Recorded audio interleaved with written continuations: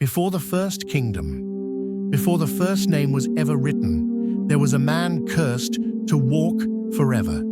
His name was Cain, the firstborn of man, and the first to spill human blood. When Cain killed his brother Abel, the earth itself screamed, and God said, "Your brother's blood cries out to me from the ground." For his sin, Cain was not destroyed, but marked, cursed to live, never to rest. A fugitive and a wanderer shall you be on the earth. Some say the mark was carved on his skin. Others believe it was written on his soul, a light that death itself could not extinguish. Cain fled to the east, to a place beyond the maps, called Nod, a land whose name means wandering. There, he built a city, but who built it with him? The scriptures never say.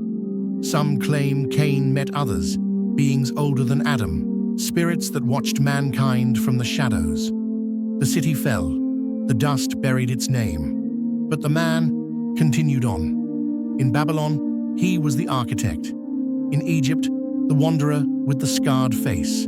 In Rome, the stranger who never aged. And in every war, every act of bloodshed, there are whispers that Cain was near. Where is your brother? Some say he can't die, not because he's immortal, but because death refuses to take him. The ground that drank Abel's blood will never open for Cain. A few claim to have seen him, a man with no records, no age, no past.